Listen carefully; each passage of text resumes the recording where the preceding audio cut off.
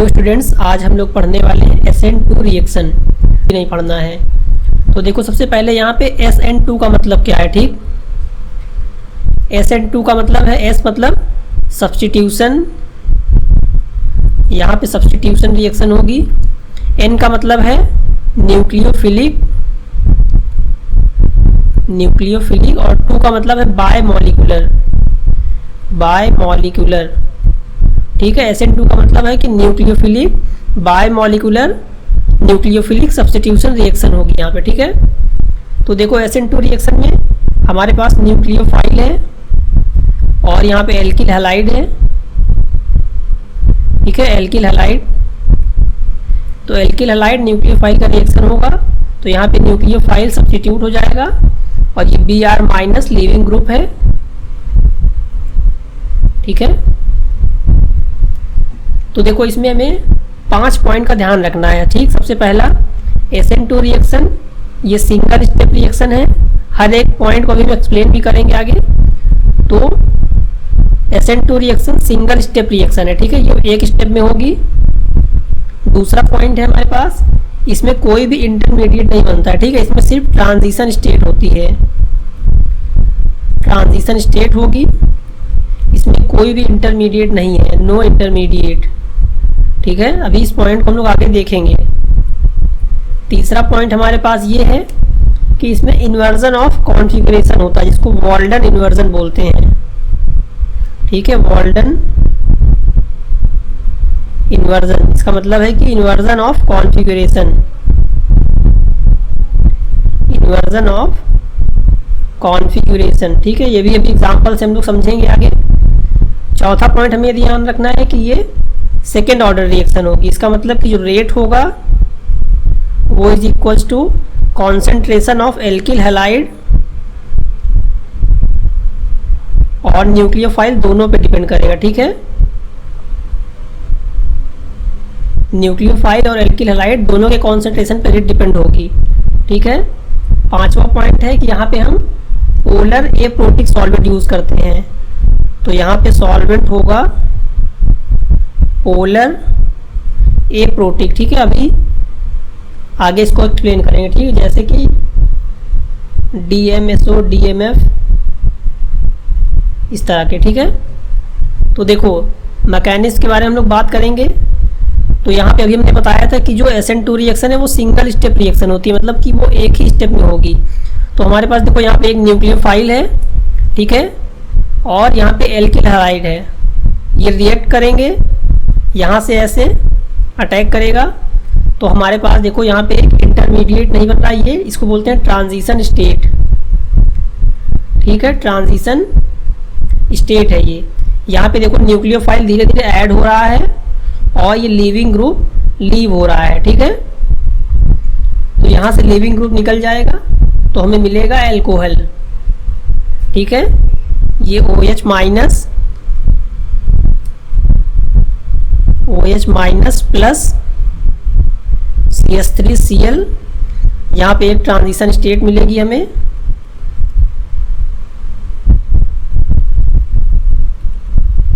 Cl delta minus. ठीक है, और यहाँ पे प्रोडक्ट मिलेगा हमें CH3OH प्लस Cl माइनस। ठीक है, उसके बाद हमने बताया था कि इसमें इन्वर्जन ऑफ कॉन्फ़िगरेशन होता है। ठीक है, तो देखो यहाँ पे ट्रांजिशन स्टेट में the carbon oxygen carbon bromine bond breaks. तो देखो कार्बन और हाइड्रोजन का जो बॉन्ड है वो ब्रेक होगा और जो कार्बन और न्यूक्लियोफाइल का बॉन्ड है वो धीरे धीरे फॉर्म होगा। ठीक है, तो the transition state contains both alkyl halide and nucleophile. देखो इसमें न्यूक्लियोफाइल भी है और यहाँ पे एल्किल हैलाइड भी है ये। ठीक है, उसके बाद हमने बात की थी इन्वर्जन ऑफ कॉन्फ़िगरेशन की। तो देखो ये न्यूक्लियोफाइल जब अटैक करता है बैक साइड से तो ये leaving group Br minus leave करेगा और ये न्यूक्लियोफाइल ऐड हो जाएगा। ठीक है, तो देखो यहाँ पे जो कॉन्फ़िगरेशन है वो S है, S2 ब्रोमोब्यूटेन, और यहाँ पे R है। ठीक, तो जो कॉन्फ़िगरेशन है वो चेंज हो चुका है एस से आर। जो आर एस कॉन्फ़िगरेशन हम लोग पढ़ते हैं, ठीक है, ये वही है। तो यहाँ पे न्यूक्लियोफाइल बैक साइड से अटैक करता है और ये ब्रोमीन लीव कर गया, ठीक है। तो देखो इस एस कॉन्फ़िगरेशन से आर हो गया, ठीक। तो इन्वर्जन ऑफ कॉन्फ़िगरेशन हो गया इसमें। इसके बाद देखो सेकंड एग्जांपल, यहाँ पे हमारे पास न्यूक्लियोफाइल है OH माइनस, ये रिएक्ट करेगा, Br माइनस लीविंग ग्रुप है। तो यहाँ पे देखो जो कॉन्फ़िगरेशन है वो चेंज हो चुकी है। यहाँ पे ये डैश का वेज का मतलब होता है कि वेज का मतलब होता है कि ये बॉन्ड पेपर के बाहर आ रहा है, ठीक है। और डैश का मतलब है कि पेपर के पीछे जा रहा है बॉन्ड, ठीक है। जो प्लेन है, प्लेन के पीछे और प्लेन के फ्रंट में ये। तो देखो यहाँ पे कॉन्फ़िगरेशन चेंज हो चुकी है, ठीक है। इसलिए हम बोलते हैं कि SN2 रिएक्शन में इन्वर्जन ऑफ कॉन्फ़िगरेशन होता है। तो बात करेंगे रेट ऑफ SN2 रिएक्शन के, ठीक है। जैसे जैसे स्टेरिक हिंड्रेंस इंक्रीज होता जाएगा, rate of SN2 reaction decrease होती जाएगी, ठीक है।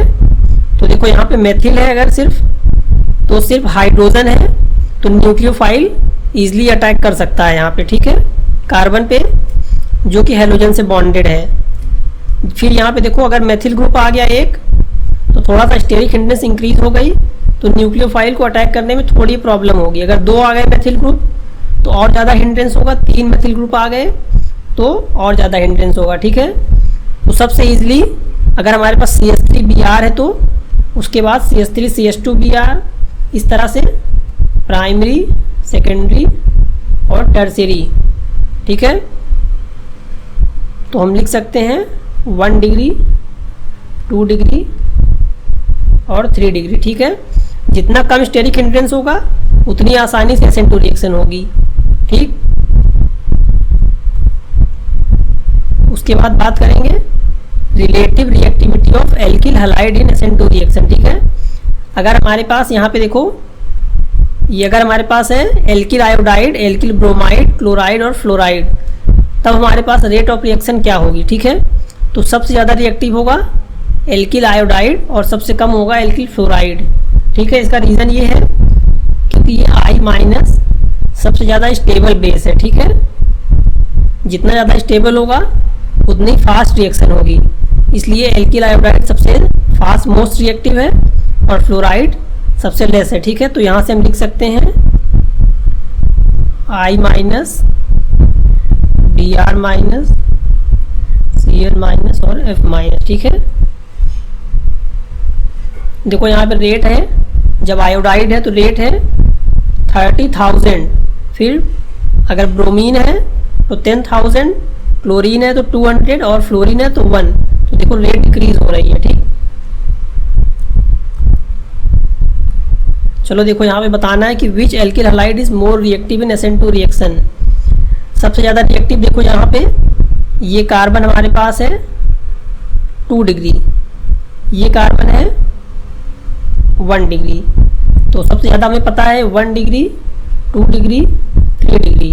तो 1 डिग्री सबसे ज़्यादा रिएक्टिव होगा, तो मोस्ट रिएक्टिव हो गया ये वाला, ठीक है।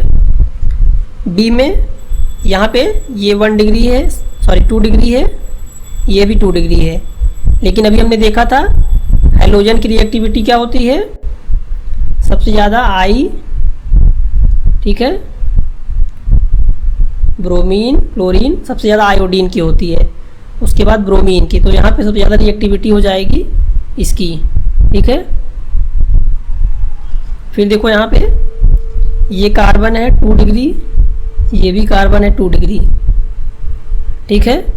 लेकिन यहाँ पे देखो स्टेरिक हिंड्रेंस इस साइड कम है, यहाँ दोनों में इक्वल है, ठीक है। तो सबसे ज़्यादा रिएक्टिव होगा ये वाला।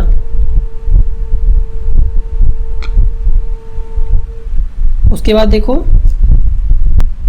ये वाला कार्बन है 1 डिग्री, ये वाला कार्बन है 2 डिग्री, तो रिएक्टिविटी इसकी ज़्यादा होगी, ठीक।